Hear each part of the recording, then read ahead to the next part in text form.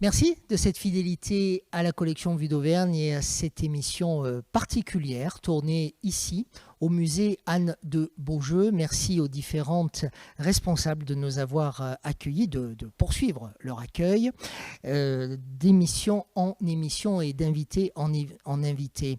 Nous avons comme thématique de cette séquence l'insertion de la modernité dans l'avenir et le présent. Et lorsque nous avons imaginé cette série avec Yasmine Laïb, je lui ai tout de suite proposé de faire venir ce monsieur, Jean-Marie Georges. Merci beaucoup, Jean-Marie, d'être avec nous. Vous êtes le directeur scientifique de Cedivers. Cedivers, c'est une très belle entreprise avec une envergure internationale, notamment basée du côté de Saint-Thior, à Saint-Thior, oui, très exactement, et vous fabriquez ce que l'on appelle des isolateurs électriques. Et je trouvais que ce que vous fabriquez colle très bien avec la thématique qui est la nôtre, c'est-à-dire, j'ose, un vieux produit qui en permanence doit rester dans la modernité. Vous êtes d'accord ? Ah oui, tout à fait. Oui. Tout à fait, c'est le cœur de notre activité, puisqu'à Saint-Thior, il reste aujourd'hui le centre de recherche. Et moi, je me souviens, lorsque je suis arrivé chez Cedivers il y a quelques décennies, mes parents me disaient « Mais qu'est-ce que tu vas faire comme recherche sur un produit de cet acabit-là » Et je dois avouer que plus de 35 ans après, je reconnais que j'ai plus de questions que de certitudes. Et on est appelé à modifier, améliorer, adapter en permanence les produits pour tenir compte du contexte de demain. Alors, savoir en fait, savoir vivre avec son temps, c'est ce que nous disait... Et d'anticiper. C'est ce que nous disait Yasmine Laïb dans une précédente séquence. On va revenir sur cette anticipation, sur la manière dont vous vivez avec votre temps. Racontez-nous exactement à quoi sert cet objet qui est peut-être pas volumineux, mais un petit peu lourd. Alors, c'est relativement simple et très complexe à la fois. Pour rester très simple, lorsque vous portez des câbles électriques d'un point A à un point B, si le courant traverse ces câbles, et si vous ne l'isolez pas de la terre, vous avez un court-circuit, et on est tous dans le noir. Et donc le verre étant un matériau isolant absolument extraordinaire, il faut arriver à fabriquer un objet avec suffisamment de résistance mécanique, d'où le verre trempé, de l'assembler avec des pièces métalliques telles que vous les voyez là, pour que cet objet soit accroché sur un pylône et qu'en bas de cet objet, on accroche le câble. Résistance incroyable, hein, le verre, résistance incroyable.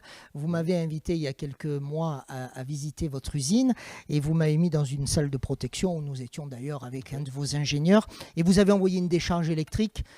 C'est impressionnant le bruit, le vacarme que ça fait alors que ça résiste. Oui, bien sûr. Alors, ce sont des produits, aujourd'hui, on a des très grosses lignes dans le monde qui utilisent ce produit. On voit quelques images pendant que nous parlons. Mécaniquement, aujourd'hui, on garantit 87 tonnes mécaniques supportées par du verre. Et sur des grosses interconnexions transcontinentales, où vous avez 1 million de volts qui peuvent traverser les conducteurs. Et justement, là où il y a de la recherche en permanence, c'est que les contraintes environnementales se modifient.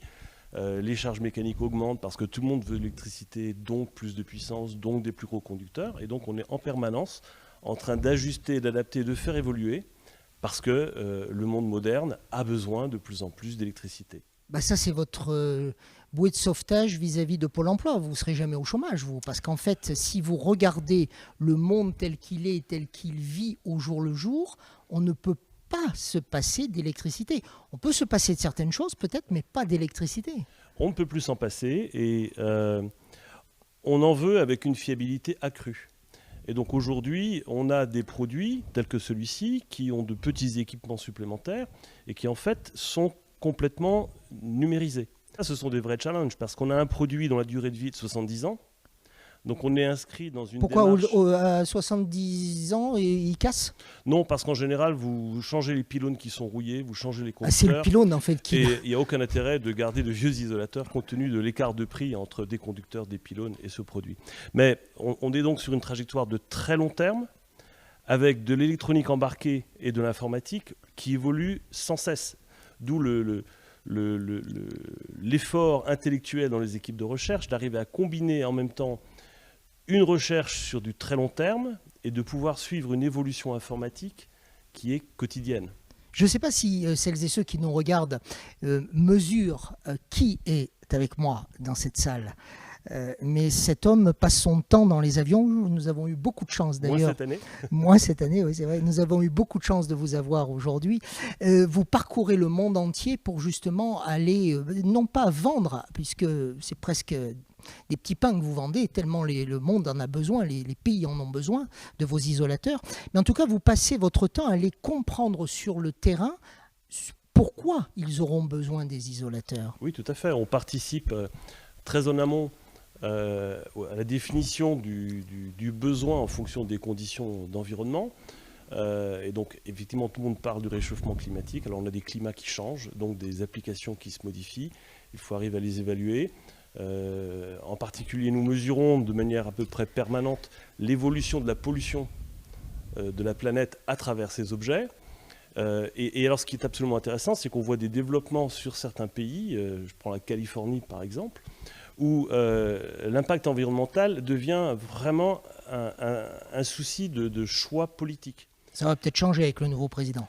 Et lorsque les Californiens ont découvert que ce produit avait une empreinte carbone extrêmement faible, c'est le produit qui a la meilleure empreinte carbone de tous les types de produits que vous pouvez avoir. On a vu la Californie s'orienter complètement sur ce produit. Et donc on est également sur des problématiques et des questionnements d'environnement, de pollution, d'écologie.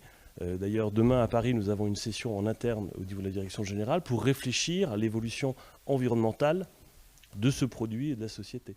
Une dernière question, Jean-Marie Georges. Est-ce que la modernité des uns sera celle des autres demain ?